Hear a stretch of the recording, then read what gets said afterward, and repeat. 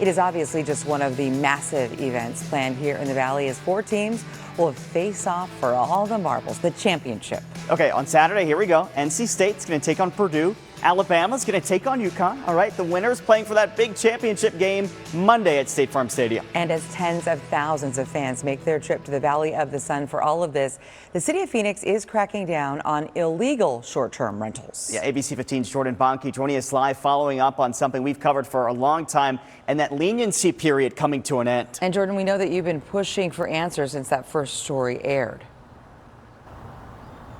Yeah, we're following up on this one as well here because, there was a change that happened at the city council. If you had a short-term rental, you just had to register it with the city. And now there's a change in the fall of last year to where you have to get your short-term rental permitted. And then there was an educational period where the city wanted to make sure everybody wanted to rent out their property to make sure that they get that permit to understand the cost. It's about $250. Well, that educational period is over. Enforcement is underway. And already there are about 900 open cases that the city is probing right now, and there's been north of 600 violations that have already been issued. So we heard from the director of neighborhood services says that there's about a staff of 4 or more people that are looking both online and on the ground to those who don't have permits for renting their home. And many of the cases are brought to the city by complaints from neighbors. How many times have you heard that? Hey, what's going on there at the end of the street? I think that they may have a short-term rental. Are they having people? I don't recognize those cars.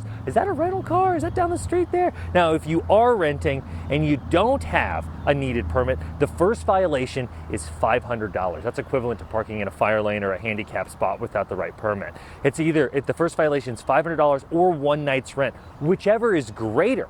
And then it goes all the way up to $3,500, and that's for the third violation. It is a very quick escalating scale there. Now, for the renter, the permit itself costs $250 a year. Now, some people may think, hey, this is my private property. Why can't I do what I want with it? Why can't I rent it out? We asked that question to Spencer Self, the director of neighborhood services with the city of Phoenix. Here's what they said.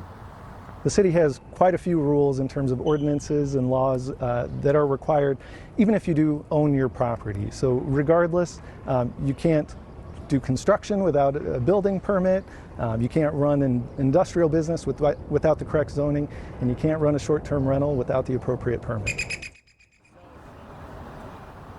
All right, so Neighborhood Services says you know that you're at a good rental property if you're coming in from town, those Final Four teams and all those fans, Roll Tide, the Boilermakers, whoever it may be, UConn, you know you're at a good one if the homeowner has a permit for that short-term rental itself. Now, if you are one of those people who are living in the neighborhood and you think, hey, I think that may be an STR, you can submit an anonymous tip, and we put information under this story on our website at abc15.com on how you can do that as well. And I asked the city, I said, how many short-term rentals are there in the city of Phoenix? And he says it's really kind of hard to measure exactly because some are legitimate, some are unpermitted, some are illegal.